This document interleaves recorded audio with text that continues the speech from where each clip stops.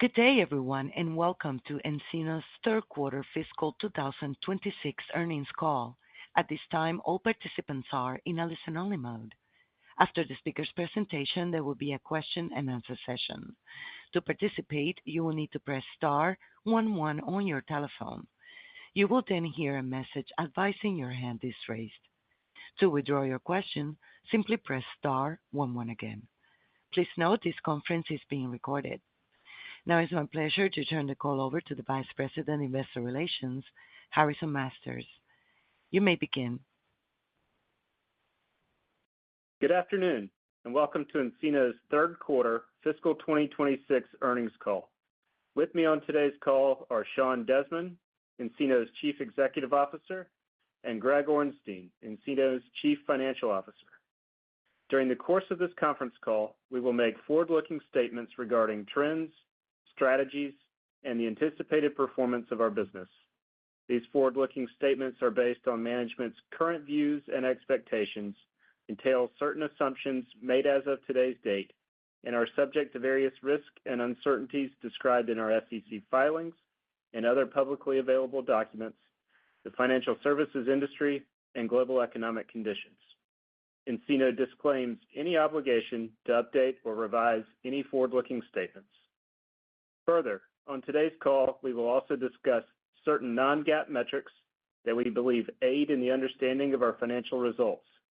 A reconciliation to comparable GAAP metrics can be found in today's earnings release, which is available on our website and as an exhibit to the Form 8-K furnished with the SEC just before this call, as well as the earnings presentation on our investor relations website at investor.ncino.com. With that, I will turn the call over to Sean. Good afternoon, and thank you for joining us to discuss nCino's third quarter fiscal 2026 results. Before reviewing our third quarter performance, I wanted to remind you of nCino's value proposition and the mission-critical role we play for our customers. Financial institutions continue to struggle with legacy fragmented systems that limit growth, hinder financial performance, and create poor user experiences. nCino solves this problem with AI-powered intelligent automation on a unified, scalable platform. We are the only platform for managing lending, onboarding, account opening, and portfolio management across all major business lines for financial institutions across the globe. This is why nCino serves as the system of record for the most critical operations of banks, credit unions, and IMBs of all sizes in over 20 countries. During my first earnings call as nCino's CEO in early April, I spoke about the tremendous confidence I had in our team, our technology, and our market position. I noted that the foundation was in place and that it was all about execution, that we needed to execute at a level that reflects the strength of our market position and the ambitions we have for this business. As you can see from our financial results, that is exactly what the company did in the third quarter. I'm extremely proud of the accomplishments of our team this past quarter. Sales and product development both picked up momentum in Q3, and I'm very pleased with the level of demand we are seeing from our customers and prospects across market segments, geographies, and products. The traction we are seeing in the business has further increased my conviction in not only achieving our sales and financial goals for fiscal 26, but also in the journey ahead for nCino. The successful outcomes our customers are seeing continue to reinforce that nCino's platform and strategy are resonating more than ever in an end market that is seeking significantly greater operational efficiency paired with providing exceptional user experiences and continuous product innovation. nCino customers routinely report improvements in standardization and consistency on the platform, including a $5 billion U.S. bank eliminating 86% of duplicate data entry, and a $1.2 billion institution automating 100% of their policy exceptions. nCino customers also report compressing timelines dramatically, including $25 billion farm credit institution achieving 91% faster decisions. a $2 billion bank achieving 93% faster booking utilizing auto decisioning, and a $5.2 billion institution reducing underwriting from 23 days to 2 days. The nCino Research Institute recently conducted a comprehensive analysis of 112 nCino customers and compared them to 378 peer institutions across the United States and determined that nCino's customers exhibit, on average, a 64% better return on average assets and a 75% superior return on average equity relative to their non-nCino peers. While it would be difficult to isolate nCino as the sole contributing factor to these impressive results, one thing is clear from this analysis. Financial institutions using nCino demonstrate significant market outperformance across critical profitability metrics as compared to their peers. nCino is a competitive differentiator and a difference maker for our customers. We believe this will be even further reinforced as we leverage the vast amount of data we have and inject more AI, automation, and intelligence into our products and platform. Our AI strategy is rapidly expanding the opportunity we have to partner with our customers. I spent quite a bit of time on the road meeting with customers this past quarter and heard time after time that financial institutions don't just need AI tools. They need an AI partner, a partner they trust, who deeply understands banking, has a proven ability to drive industry-wide change, possesses the data foundation necessary to build truly differentiated banking-specific AI capabilities, and can guide and support them on their AI journey at whatever pace they are comfortable with, while taking their credit policy and risk tolerance level at the highly regulated environment they operate in into account. nCino is that partner, and we are beginning to feel a bit of a halo effect as a leading AI innovator in the industry. We are seeing this in the form of new customer wins with financial institutions that are excited by the AI solutions we already have live in the market and by our AI strategy and roadmap. We are also seeing this halo effect in the form of early renewals of customers that want access to our AI features immediately instead of waiting until their standard renewal dates.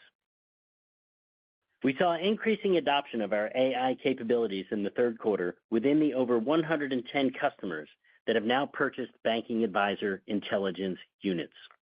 This includes seeing an early cohort of customers advance through the stages of first deploying Banking Advisor skills in test environments and then making the tools more widely available to their employees.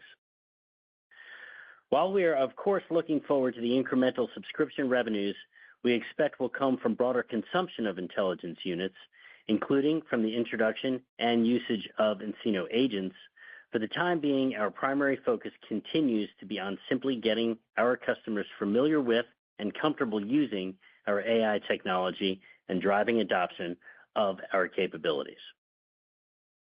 We are advancing AI capabilities at a pace well ahead of customers' ability to adopt them.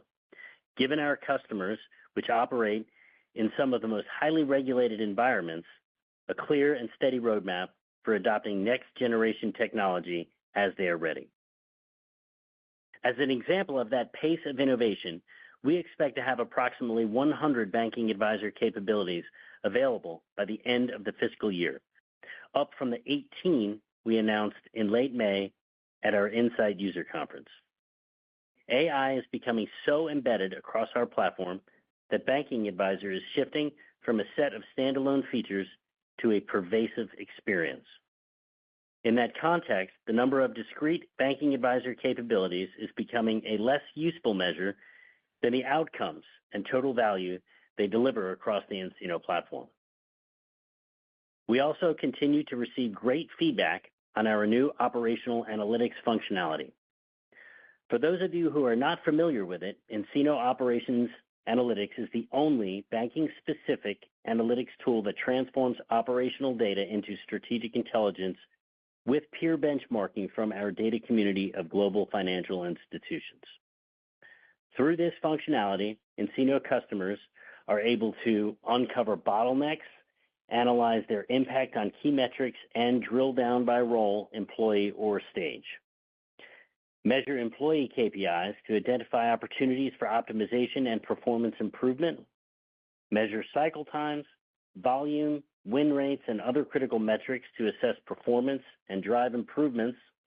Compare performance against industry peers to identify strengths and drive competitive advantage with anonymized data, and evaluate the time and resources spent across processes to identify inefficiencies and streamline workflows. The actionable intelligence offered by nCino Operations Analytics not only provides our customers with a blueprint for continuously improving their operational efficiency, it also informs the development and flows of our AI agent strategy.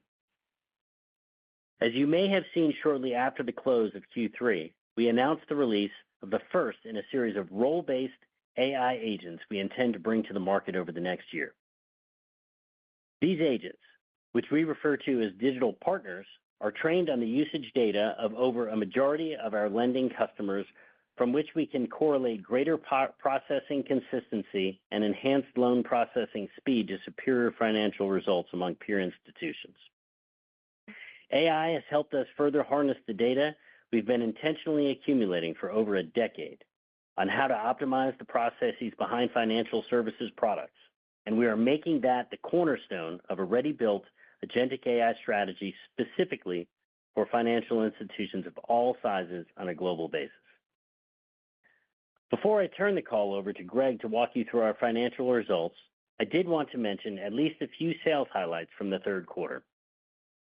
In the U.S. community market, a $5.5 billion bank that started their relationship with nCino as a customer for mortgage and indirect lending added commercial, small business, and consumer lending, which more than doubled their annual commitment to nCino and brought them over the seven-figure ACV mark. In the U.S. enterprise market, we saw healthy expansion opportunities across our existing customer base, including two top 15 banks increasing their commercial commitments intra-contract, two renewals with top 100 banks to expand adoption of nCino Mortgage, and another top 100 bank expanding their adoption of our consumer lending solution. Strong sales traction was also visible outside of the U.S., with our newest customer in Japan, one of the largest regional banks in the country, signing with nCino for mortgage lending. This new customer win, along with 3 expansion deals with existing Japanese customers in the third quarter, continues to reinforce our excitement about the opportunities we see ahead for nCino in this market. In EMEA, our integration gateway API infrastructure solution, acquired with Sandbox Banking at the start of this fiscal year, is demonstrating global applicability across our customer base and was included as part of a renewal with a $90 billion bank in the Czech Republic, the first integration gateway deal outside of the U.S. Our integration gateway solution was also included as part of a renewal with a $9 billion credit union. These two deals gave us ACV uplifts on existing contracts of 13% and 48% respectively, underscoring our confidence in how additive the integration gateway API infrastructure can be to our existing suite of solutions. With that, I'll hand the call over to Greg. Thanks, Sean, and thank you all for joining us today. Please note that all numbers referenced in my remarks are on a non-GAAP basis unless otherwise stated. A reconciliation to comparable GAAP metrics can be found in today's earnings release, which is available on our website and is an exhibit to the Form 8-K furnished with the SEC just before this call. Total revenues in the third quarter were $152.2 million, up 10% year over year. Subscription revenues were $133.4 million, up 11% year over year on a reported basis and 7% organically. As a reminder, our third quarter year over year organic subscription revenues comparison is negatively impacted by an approximately 3% headwind resulting from one-time subscription revenues that occurred in the third quarter of fiscal 25. As noted on slide 15 of our third quarter earnings presentation, of the approximately $3.9 million overperformance against the high end of our third quarter subscription revenues guidance, approximately $1.4 million reflects successful execution against our plan, and about $1.8 million was from our U.S. mortgage business, where we saw subscription revenues of $21.1 million, up 2% year-over-year against a tough compare. While bank M&A has continued to be a healthy tailwind for nCino, we did have one deal in the quarter that went against us. This resulted in a contract buyout, which contributed approximately $500,000 of the overperformance. Finally, approximately $200,000 of our third quarter overperformance was from favorable FX relative to plan. Professional services revenues were $18.8 million, a decrease of 1% year-over-year. As I have addressed in previous quarters, our focus is on gross profit growth in our professional services business rather than revenues growth. We continue to make progress with our internal efforts to incorporate AI tooling and have more prescriptive deployments in our professional services practice, and we continue to expect this will start to translate into better professional services gross margins in the second half of next year. Non-U.S. total revenues were $33.6 million, up 13% as reported and in constant currency. Non-U.S. subscription revenues were $27.9 million, up 21% as reported and in constant currency, and 3% organically. Non-GAAP operating income was $39.9 million, or 26% of total revenues, representing 600 basis points of operating margin expansion, both year-over-year and quarter-over-quarter. As noted on slide 17 of our earnings presentation, of the approximately $6.4 million overperformance versus the high end of our prior non-GAAP operating income guidance, overperformance against our subscription revenues guidance contributed approximately $3.1 million of incremental gross profit. The realization of net savings from the May restructuring contributed an additional $2 million, and approximately $500,000 was timing-related spend that we now expect to incur in Q4 instead of Q3. The remaining $800,000 balance of our overperformance in the quarter reflects ongoing efforts to drive greater efficiency and cost discipline across the organization, including from leveraging various AI tools and initiatives.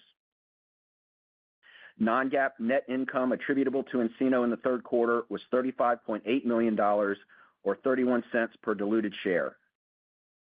We ended the quarter with $87.9 million in cash, including restricted cash, and $203.5 million outstanding on our line of credit. As a reminder, free cash flow generation is seasonally lower in the second half of the year, and we expect a meaningful influx of cash in the first quarter of fiscal 27. We repurchased approximately 1.4 million shares of our common stock in the third quarter at an average price of $27.71 per share for total consideration of approximately $39.7 million.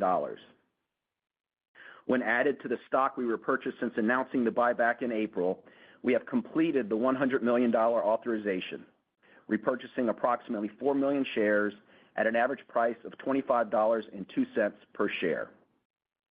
We will continue to assess on an ongoing basis how best to allocate capital, whether by purchasing additional shares of nCino stock, reducing the amount of debt outstanding on our credit line, building up additional cash on our balance sheet, or some combination of the three. This assessment will be done in the context of maintaining a balance sheet that provides us with an appropriate amount of flexibility and optionality in the dynamic and quickly evolving technology landscape we are operating in. Our platform pricing transition continues to proceed quite well and according to our expectations, including price uplifts, and we have now converted approximately 27% of our ACV to platform pricing, up from 21% last quarter, with about a quarter of that attributable to our U.S. mortgage business.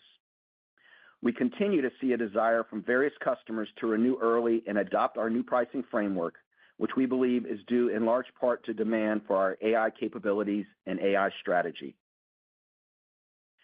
Turning to guidance, For the fourth quarter of fiscal 26, we expect total revenues of $146.75 million to $148.25 million, and subscription revenues of $130.75 million to $132.25 million, an increase of 4% and 5% year over year, respectively, at the midpoints of the ranges, including approximately $1.1 million of inorganic subscription revenues from Sandbox Banking.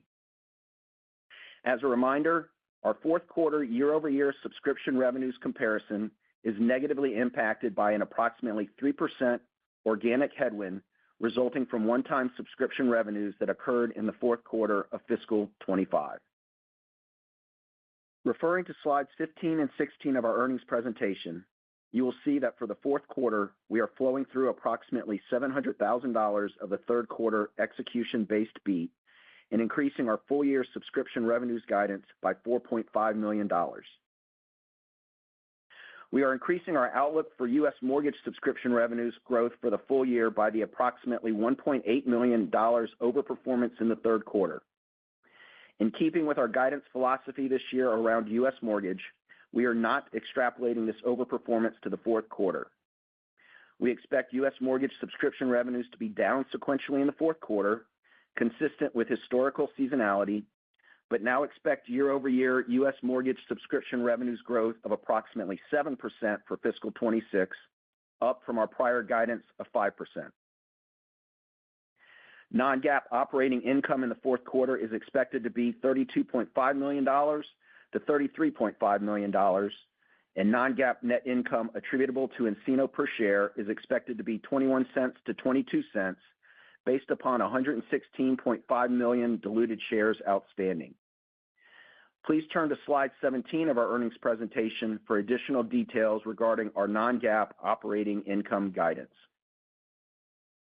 Note that the sequential step down represented by our fourth quarter non-GAAP operating income guidance is due to the following factors. First, our total revenues guidance implies a seasonal step down in professional services revenues of approximately $2.8 million, which directly impacts the bottom line.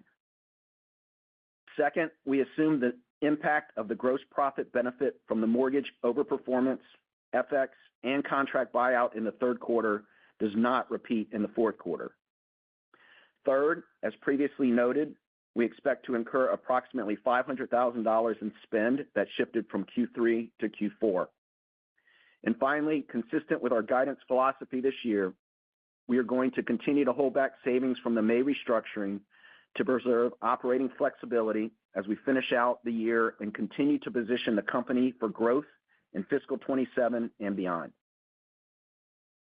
For fiscal 26, we now expect total revenues of $591.9 million to $593.4 million, up from our prior guidance of $585 million to $589 million, representing growth of approximately 10% at the midpoint of the range and 10% in constant currency. For fiscal 26, we now expect subscription revenues of $520.5 million to $522 million, up from our prior guidance of $513.5 million to $517.5 million, representing 11% growth at the midpoint of the range, or 7% organically, and 11% in constant currency. We now expect our fiscal 26 non-GAAP operating income to be $127.2 million to $128.2 million, up from our prior range of $117.5 million to $121.5 million, representing an approximately 33% increase over fiscal 25 at the midpoint. Non-GAAP net income attributable to nCino per diluted share is now expected to be 90 cents to 91 cents, based upon a weighted average of approximately 117 million diluted shares outstanding, which does not factor in any additional share repurchases beyond those we have made to date. This guidance assumes interest expense incurred under our credit facility of approximately $15 million for the fiscal year. Finally, our fiscal 26 outlook for ACV remains $564 million to $567 million, representing growth of 10% in constant currency at the midpoint of the range. Our guidance represents net additions to ACV of $48 million to $51 million in the year, including $4.5 million from the acquisition of Sandbox Banking. Recognizing, of course, that we must continue executing and timely close the Q4 opportunities in our pipeline, our bookings progress year to date, along with the level of sales activity we see in the market, position us exceptionally well relative to our ACV guidance. In closing, we are very pleased with our execution and the results we achieved in the third quarter, including in both bookings and operating margin expansion. We remain confident that we are on track to achieving Rule of 40 around the fourth quarter of fiscal 27, as stated on our fourth quarter fiscal 25 earnings call. With that, we will open the line for questions. A reminder, to ask a question, simply press star 11 on your telephone and wait for your name to be announced. To remove yourself, press star 11 again. One moment for our first question, please. It comes from the line of Michael Infante with Morgan Stanley. Please proceed. Hey, guys. Thanks for taking my question. Greg, I just wanted to ask on margins. If I look at the incremental AOI margins in the quarter, I think they were close to 90%. If I look at fiscal 4Q, at least as it relates to the high end, it's close to about 130. That would basically put your full year incremental AOI margins around 60%. Like, how should we be thinking about the leverage you're driving in the business this year? And, whether or not some of those AI efficiencies give you some incremental confidence in terms of delivering on your medium-term free cash flow and operating margins targets even faster. Yeah, thanks for the question, Michael. Going where I just ended my prepared remarks in terms of our confidence in hitting our Rule of 40 target around the fourth quarter of next year, we continue to see opportunities in the business for further efficiency. And yes, we're seeing it from AI, as well as, again, I think just very healthy cost discipline across the organization. And so that is part of what the success that you see in the third quarter, as well as, again, what we would expect to be able to continue to drive from an efficiency standpoint. The other thing I think is just from a mix as it relates to gross margin, that continues to be an opportunity for us, not just from a platform perspective in terms of some of the things that we have on AWS, but also, as you've heard me talk about, going back to the May investor conference at our Insight user conference, the gross margins from professional services, which is something we're very focused on, leveraging initiatives like Project SevZero that you've heard us talk about. And so I think the team's done a very good job focusing on becoming more efficient. And I think one of the things that we've learned, post the difficult May restructuring is, operating leaner. You can actually operate more efficiently and quicker.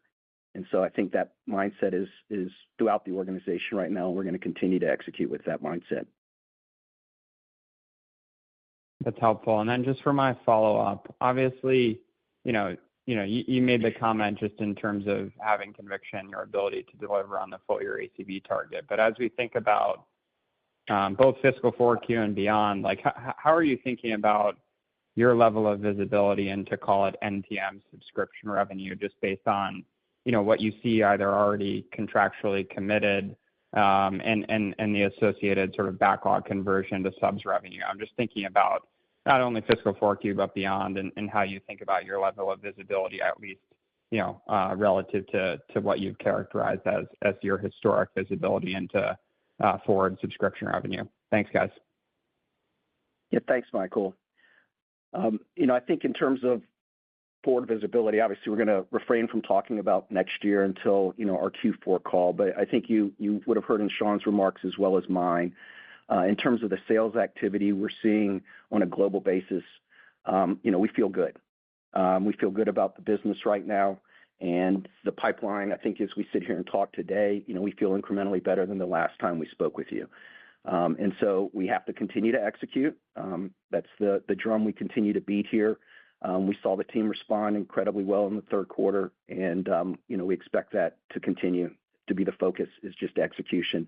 But the business is out there, and again, I think the story is resonating. I think what we're doing from an AI standpoint, leveraging the customers that we have, and the innovation that this company's always been, front and center on, really is resonating right now in the marketplace. And so we feel, as Sean noted, somewhat of a little bit of a halo effect from that. We want to keep driving that innovation, keep driving discussions with customers so they can understand more and more how we can help them become more efficient. And that's the focus right now of the entire organization. Thanks, Greg. Thanks, Michael. Thank you. Our next question is from Saket Kalia with Barclays. Please proceed. Okay, great. Hey, guys, thanks for taking my questions here. Sean, maybe just to start with you, I want to dig into Greg's comments a little bit about feeling good about the ACV guide for the year, which is great to hear, right? So you clearly feel good about underlying demand. I was wondering if we could just add some color to that. Is that coming from big customers around commercial lending? Is it international? You had some great examples of Japanese banks in there. Is it consumer banking?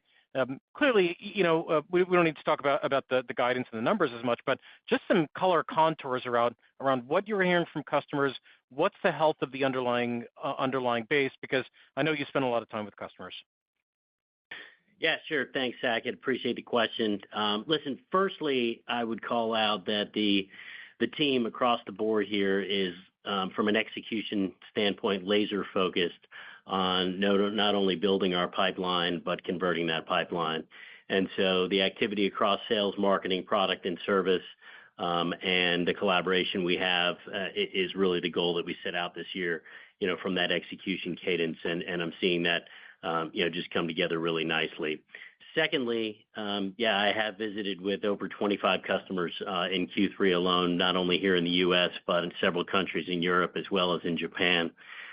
What they're telling us is that banks remain very aggressive on their tech investment, with AI driving the narrative. In fact, most of the customers we talk to have an increase in their IT budgets this year.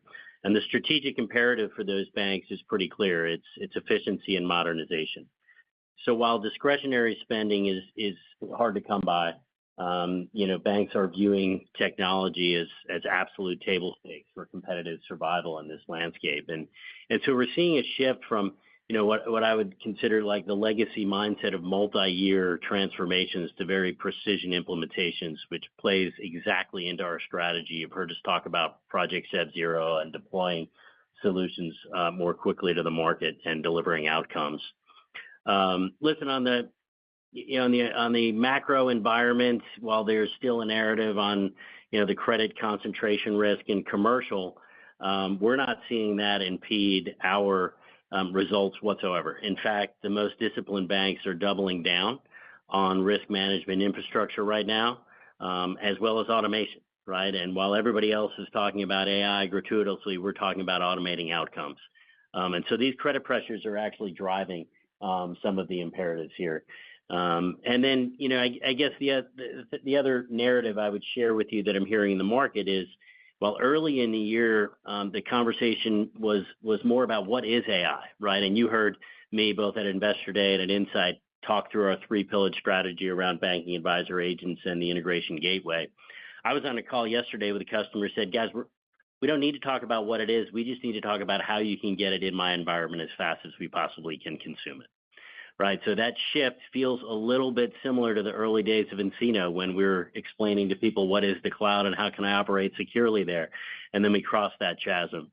So I'm excited about all of those things driving momentum into our execution and conversion of pipeline into ACV. Got it. That's super helpful. And maybe on banking advisor, that's a good segue, Greg, for my follow-up for you. I think this is the second quarter that we've talked about customers renewing early, which is great. But I'm curious, does that surprise you, just given the uplift in spending that would correspond to that? And maybe relatedly, is there anything it's deliberately an open-ended question. Are there any modeling impacts that we should think about, that we should keep in mind with those early renewals as we go into next year? Yeah, thanks, Saket. I don't think it's surprising because, again, I think what our customers see from us, and I think it differentiates us from a lot of the competitors in the marketplace, is continuous innovation. And if you look back, over the years, as you're aware, prices were fixed in our old seat-based pricing during the term of the contract, and they did not go up. And so, over the last few years, as inflation, was obviously very top of mind, we didn't see the benefit of that or get compensated for that. And so that's really a starting point from a discussion standpoint, is kind of making up for lost time, if you will. And I think when you combine that with the innovation that we've brought to our products and to our product portfolio, it really does lay the groundwork for a productive discussion.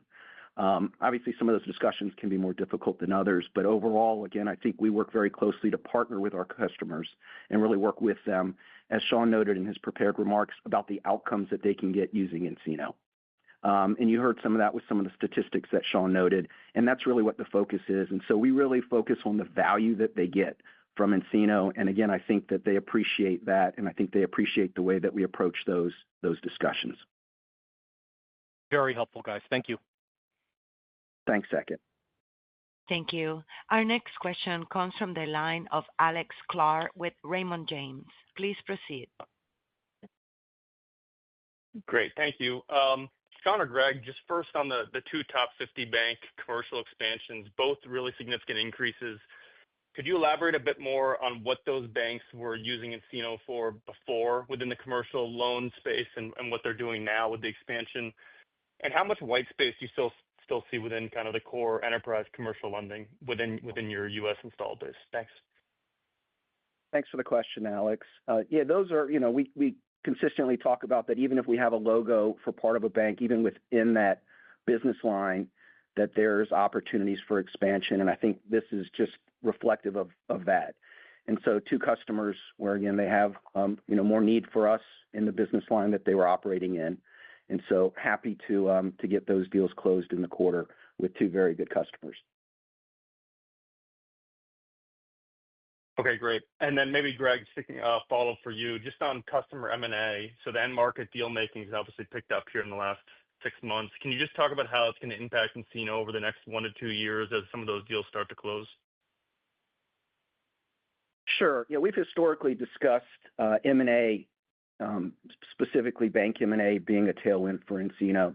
We did call out the one transaction this quarter, which, we called it out because we got some one-time revenue that we wanted to make sure was visible to you guys, but also really because it's an anomaly for us. Actually, in the nCino Research Institute recently did an internal study of nCino bank customers that have been involved in M&A over the past 10 years. And there's over 270 M&A events that they tracked. And out of those, we had about 95% where we were the go-forward platform. And that could be, an nCino customer buying an nCino customer buying a non-nCino customer, and a non-nCino customer buying an nCino customer. And so, we feel good about the environment. And it really goes back to something that you've heard me discuss before, which is our platform, has demonstrated uniquely the ability to scale to support institutions of all sizes and all sizes on a global basis. And so the financial institutions that are forward-looking and that ultimately, are looking to grow, we really are, I think, the default platform for them, the platform of choice. And I think that statistic, which is specifically around U.S. banks, that 270 number that I quoted, or over 270, I think that reinforces that we are the platform of choice for banks that want to grow. All right, great. Thank you. Thanks, Alex. Much. Our next question is from the line of Joe Vruwink with Baird. Please proceed. Great. Thanks very much. I wanted to ask on the execution-based upside in 3Q, $1.4 million, I guess that's $5.6 million if we give credit for 4 quarters, so almost a point of growth.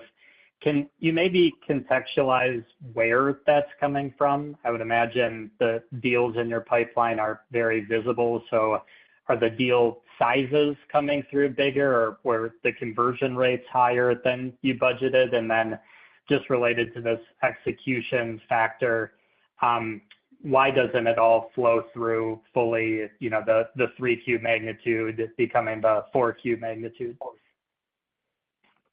Yes. Yeah. You want to hit that? Yeah. So from an execution standpoint, and listen, just referring back to the script and the diversity of our portfolio, where we focus on our solutions across onboarding, account opening, portfolio monitoring, and loan origination, and doing that across the major lines of business of commercial, consumer, and mortgage, and doing that globally, across 2,700 customers. We do really value the platform value proposition, and the platform wins in the end. And so having a balanced portfolio of solutions and geographies is something that we covet, and mitigates, our risk of being wildly up or down in one particular area. We continue to, mitigate churn as well with the outcomes that we deliver and read back to our customers, and we could do that in a more rapid fashion with the AI solutions and the agents we're bringing to bear as well. So we feel good about that balanced portfolio, and while we don't necessarily call out, specific sizes per solution area, we have a healthy mix and that concentration across the entire portfolio. Yeah, and just to add to that, Joe, I think the team's done a very good job on the churn front. We've talked about our expectations going into this year that churn would continue to trend down towards historic norms. That's what we've seen, and so we're very pleased with that trajectory to date. And then just in terms of the flow through, I think you should just assume it's consistent with the guidance philosophy approach that we've taken all year, to manage to achievable expectations. And we like the approach this year that we've taken, and the feedback that we received on that approach from investors. Yeah, no doubt about that. I wanted to ask, you share a lot of good stats about banks that are on nCino end up doing better financially, and now you're taking that experience and making it the foundation of understanding that powers your AI and digital partners. I mean, the 110 customers, are those primarily some of your larger customers? Is there really no issue with scaling even down to the smallest customer? And does there come a point where, if you're not part of the 110 and you're part of the other thousands that are out there, you kind of look over and start paying attention that you're maybe being left behind by not adopting? Are early renewals going to become kind of an increasingly important factor here if you are delivering kind of the ROI that's possible? Yeah, across those 110 customers, and we expect beyond, we're seeing adoption at all market segments, at all sizes. Top-tier banks have been live and in production and gone through intense testing phases and now are deploying widely to their users en masse, as well as some of the smallest community banks and credit unions in the marketplace that are looking at Banking Advisor and looking to our thought leadership on agentic solutions. The reality is we're providing the same capabilities, and they're just being deployed at different scale, right? When you think about proactive portfolio risk monitoring and early warning detection, this is something that we're going to deploy in a similar fashion across the landscape. And Banking Advisor can, transform banks from being in a reactive position to being in a much more proactive position. And so while traditionally folks are doing this in a very labor-intensive way, it's just not scalable for even a small bank to monitor thousands of accounts nightly, for covenant breaches, for collateral deterioration, for credit score changes, you name it.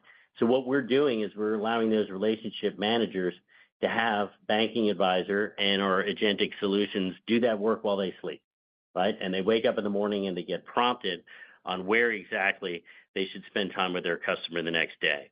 And that's exciting, and it's scalable, it's deployable, like I said, at every segment in our customer base, and we're seeing that. Thanks very much. Thank you. Our next question comes from Charles Nabhan with Stephens. Please proceed. Hi, good afternoon, and thank you for taking my question. I wanted to unpack the mortgage business outperformance this quarter a little bit. Clearly, consistently outperformed expectations through the year, and I know some of that is a bit of conservatism built in, but could you talk about some of the drivers of that outperformance, whether that's coming from new logos, same store sales within your existing customer base? And I know there's there's a bank component to that customer base, a non-bank component. You moved into the home builders as well. Any areas of strengths or weaknesses, conversely, that you could call out? Just looking for some color around that business. Yeah. So we are seeing, as we called out in the script, some expansion in top 100 banks into mortgage. So we're excited about the interest there and the problem we're solving and how that resonates. In the IMB space, we're seeing traction and continued momentum as well at the top end of that market, as well as pretty evenly distributed. We had some normalized revenue growth in line with industry volumes that we've seen this year, and we expect that to continue. And that means that some customers are outperforming, depending on where they are in that spectrum. So we remain, very focused and committed to our mortgage solution across the IMB as well as the traditional bank segments. Yeah, and you may recall last quarter we talked about, during some of the more difficult times in the mortgage market over the last couple of years, the team doing a fantastic job of getting logos and taking market share. And, I think we're seeing some of the benefits and fruits of that effort now as volumes, go through those customers and get on our platform. Got it. And as a follow-up, I just had a high-level question on AI adoption in the bank space. Clearly, we're still in the very early stages, and we're a little further ahead than we were last quarter. But as we think about the path ahead, do you envision sort of a slow adoption curve, or, as we think about calendar year 26, calendar year 27, do you see adoption of AI ramping up more rapidly in the bank space? Just, curious how you think about the curve going forward. Yeah. And listen, again, pointing out that the conversation is turning for what I would call the most progressive and early adopter, but what is AI to how can I deploy it quickly, right? And then you're going to have the next wave of banks that are going to follow. And then at some point, I think when you get that middle wave, you bring everybody along. So I do expect, we will have a spike in the adoption over time.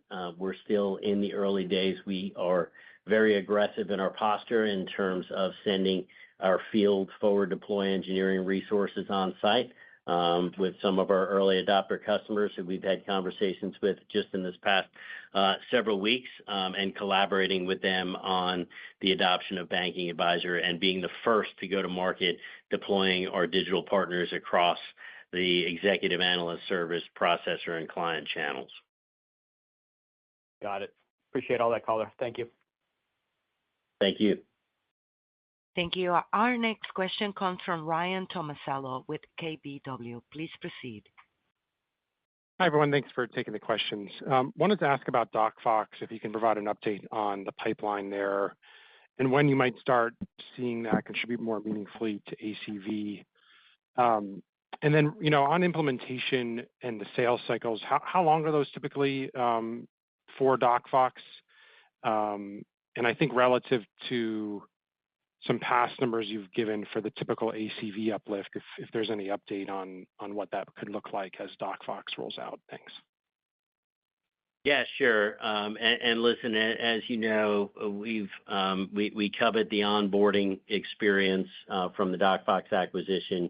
We have integrated the technology, and we called that out as one of our 5 core growth initiatives at the beginning of the year.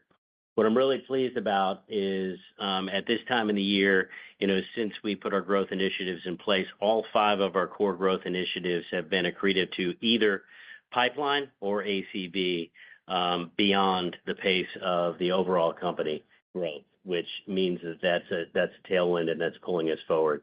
Onboarding specifically has been a year-over-year pipeline increase.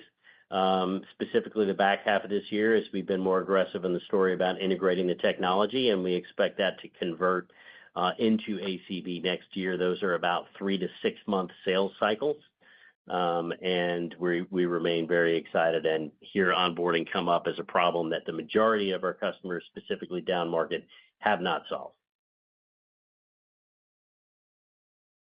Great. And then also on the new credit union sales force, if you can just provide an update, what you're seeing there. And then I think last quarter you called out the number of wins and cross-sells in that space. So if there's any way to give us an update on that category. Thanks.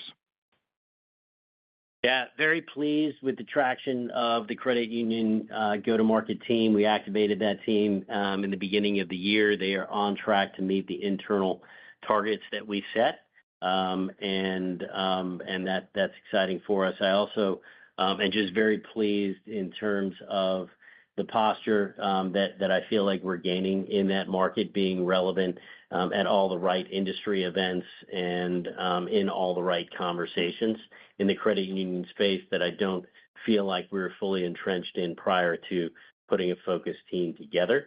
And so we are seeing good activity there. As far as specific number of deals, I don't think we're calling that out today. We might be able to follow up on that offline. And I think the other thing, Ryan, with credit unions, I think one of the things that has really resonated over the last couple of quarters is just the platform sale. I think the platform resonates to those institutions, being able to standardize on nCino, across the institution. And so that's something that's been very encouraging to us as the years progress, seeing that feedback.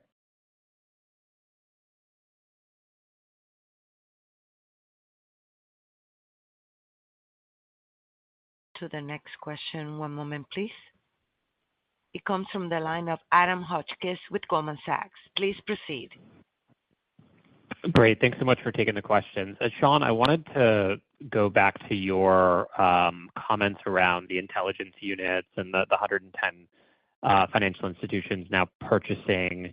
Could you just maybe take a step back and give us the common playbook that you've observed from testing the functionality in test environments to actually going out and deploying and buying intelligence units? What's the time frame that you've seen that take place in for maybe some of your earliest cohort customers? And then any commonality around the skills that are resonating most would be helpful. Thanks. Sure. Yeah. Listen, I think the common playbook is we have a very quick deployment cycle on Banking Advisor. So we're getting that into test environments in a matter of weeks. And then customers, depending on the size and scale of the financial institution, are in testing anywhere from 1 to 4 months, and then ready to deploy that at scale. And we saw that at a top-tier bank this year on that, on that 4-month, sort of a time frame to get through testing to full deployment.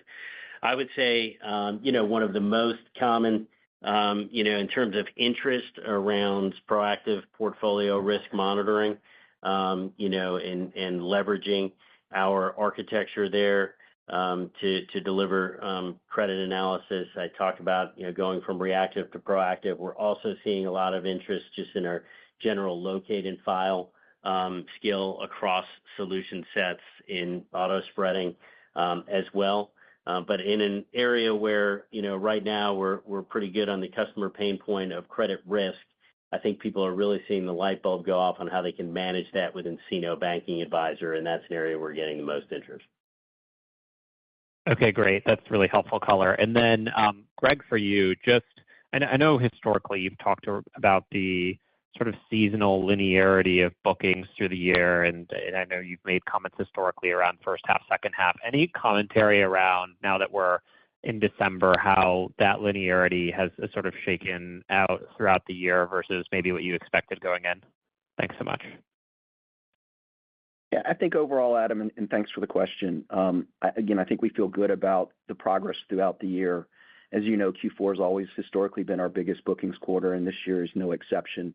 But, going back to my prepared remarks, based on, bookings to date and based on the sales activity that we're seeing across the globe, we feel like we're very well positioned to finish the year strong and set ourselves up for a good next year and beyond. Great. Thank you very much. Thanks, Adam. Thank you. Our next question comes from Ella Smith with JP Morgan. Please proceed. Good evening. Thank you for taking my question.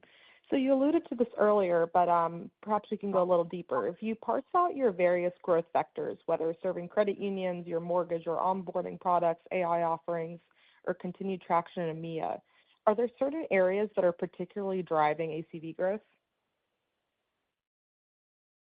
Yeah, I mean, and we're getting momentum across all core areas. I would say, our focus and retooling of our EMEA leadership team is bearing results in terms of the growth that we see in the pipeline and the conversion we expect here moving forward. And so the international opportunity in particular, not only EMEA. I was in Tokyo the week before Thanksgiving. We hosted our summit event. We had north of 200 customers. I would tell you that it feels very much like early day nCino in the U.S. core commercial community bank market in Japan right now, where it's a follow the herd type of a mentality, and it's a small, tight-knit ecosystem where folks talk to one another. And so we're seeing traction in that pipeline. So the international business in specific, I would say, we expect to outpace the overall company growth line.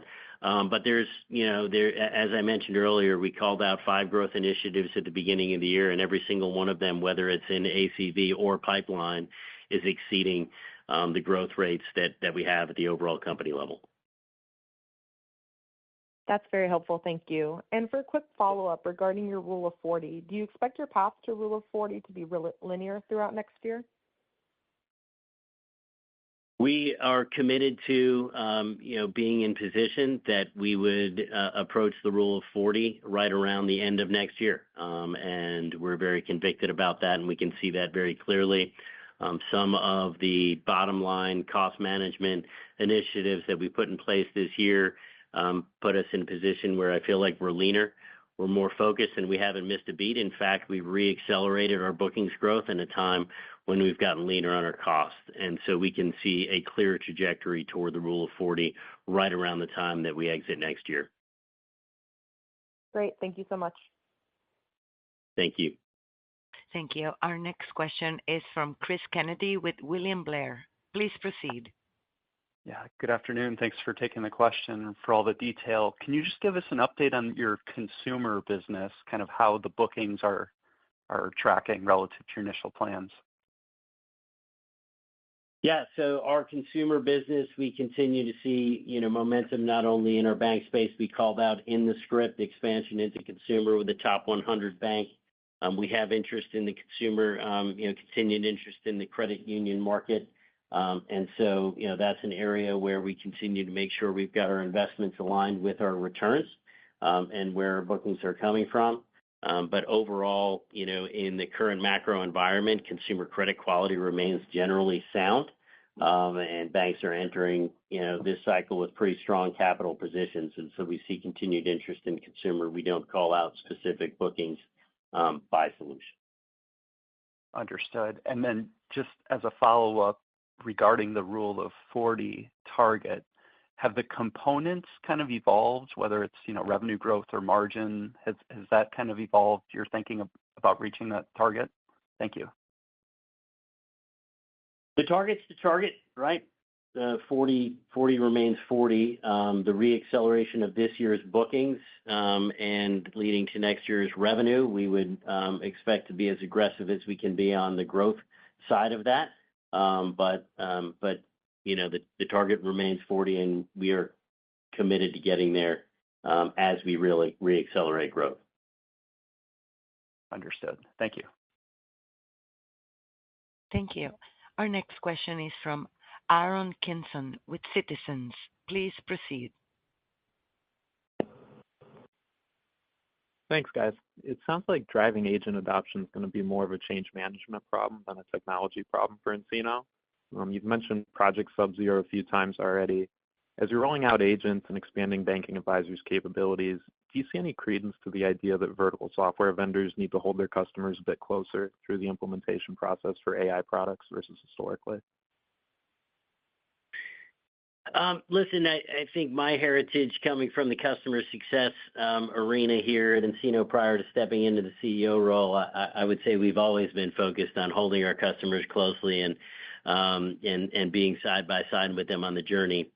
I would also point out that as we lean into the field forward deploy engineer model, and we send out some of our agent based resources to sit side by side with our customers, that's an area that I think we're going to really be able to teach customers that it's maybe not as hard as they think it's going to be, right? You've always got to get past some of the early day anxiety and some of the myth busters around what it takes to deploy this stuff. But at the end of the day, for us, our role-based agents are simply purpose-built to work alongside financial institution professionals and create that dual workforce. I think they're actually going to come to the realization that managing the human and the digital partner side by side is going to be the different motion versus actually deploying the technology. The technology itself should work. It's built on 13 years of domain expertise that we've accumulated with a process-centric point of view on real-world curated financial services data. So this stuff works, right? Now banks are going to get into the change management motion of how do I manage my digital partners as my humans are doing the work. And what are the digital partners going to be doing where the humans are out in the field and building relationships with customers? And we're focused on all of that, not only the deployment, but the change management aspect. I wouldn't categorically say it's going to be more intense, but we remain focused on our customers. Understood. And then as a follow-up, to follow up on Alex's question on the two top 50 bank expansions of 30 and 60%, would you chalk those up to timing, or is there something broader here investors should be aware of as far as an incremental change in the demand environment that could drive a buying cycle in core commercial for other expansions with large US FIs and maybe even the 20 or so of the top 50 banks you don't have? Yeah, Aaron, I think you could chalk it up to timing, and specifically M&A was a tailwind for some of those discussions. Got it. Thank you. And as we said before, even within a core commercial line of business at a large enterprise bank, we still have customers that have been with us on the journey that haven't deployed nCino across every single product line within commercial, right? And so we see some of those instances year to date as well. Thank you. Our next question comes from the line of Ken Suchoski with Autonomous Research. Please proceed. Hey, good afternoon. Thanks for taking the question. Greg, you talked about converting 27% of the company's ACV to platform pricing. I think you said in the past that fiscal 4Q is going to be the biggest cohort this year. So maybe talk about how you're feeling about shifting this cohort of customers to the new pricing model, especially in the context of the demand for AI solutions. And then I guess on the lift that you're seeing on a like-for-like basis, is that still around that 10% level? Yeah, on the lift, we continue to feel good about the target that we laid out. As I've noted, we want to get through Q4 to kind of have that solidified, and we can update that as we get into next year and talk about next year. In terms of the first part of the question, I think the team's done a very good job, and each one you learn and you get better and better in terms of the talk track, in terms of some of the questions or concerns customers may have. But I feel like the team is doing very well executing, I'd say, the playbook. And I think, again, it's been very well received. It's proceeding in accordance with our expectations. Q4 is the biggest quarter. Again, historically, that's our biggest bookings quarter, so it would be appropriate to assume that's our biggest renewal quarter as well.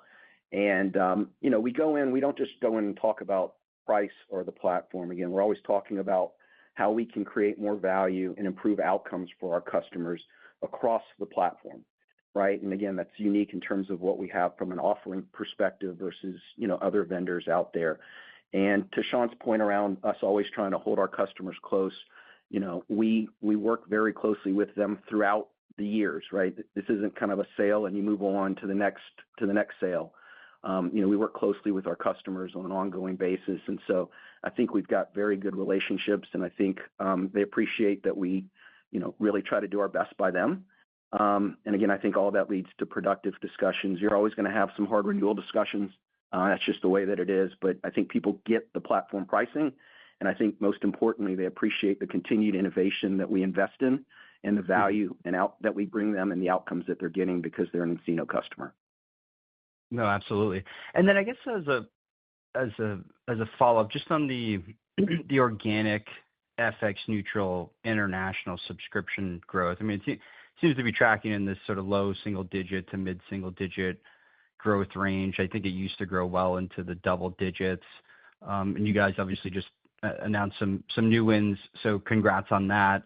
I know you had some personnel changes in Europe, but maybe talk about your ability to reaccelerate growth in this business. What drives the acceleration, and any details on when we might see that? Thank you.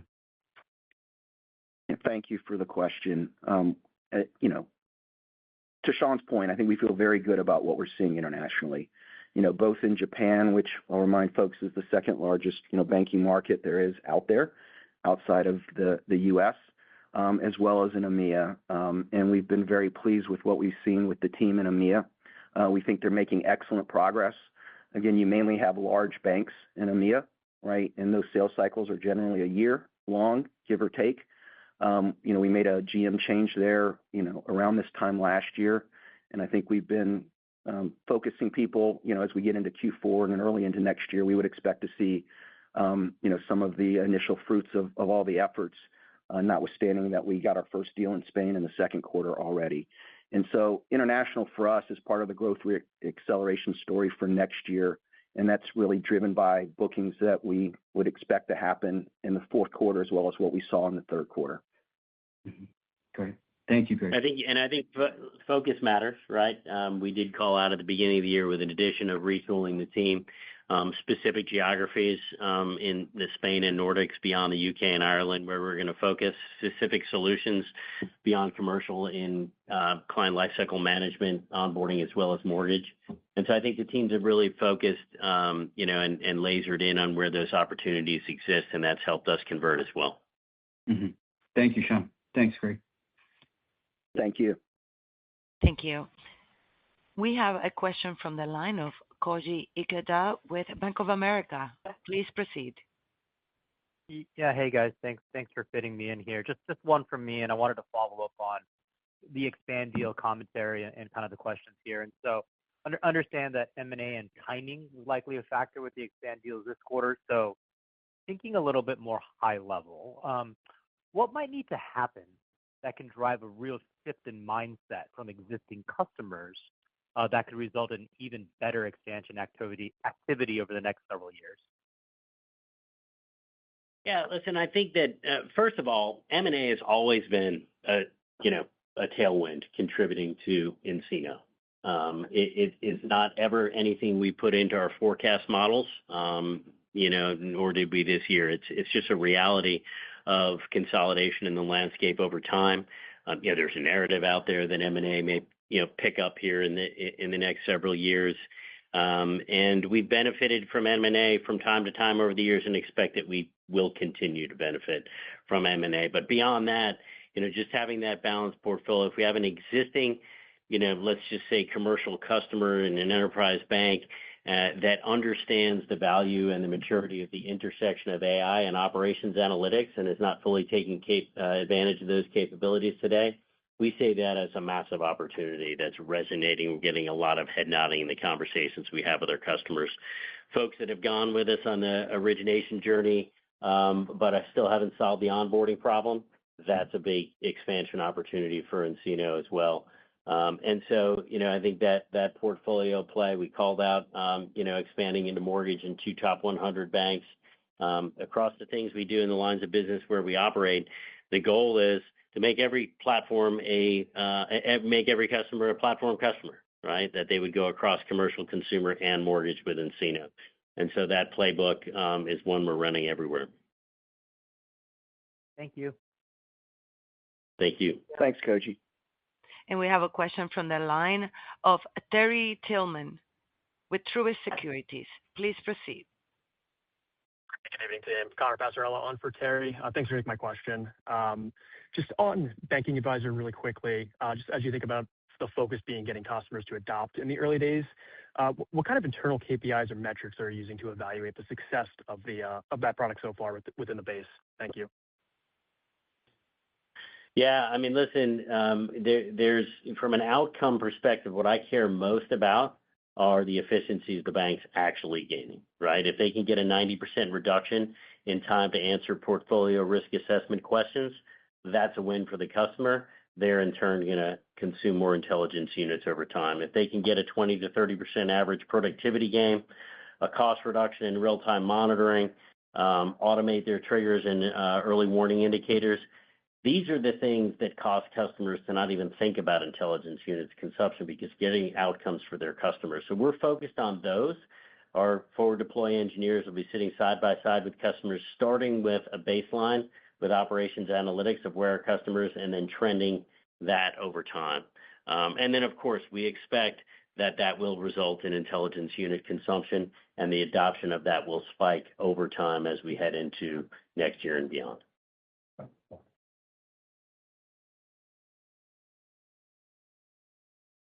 Thank you.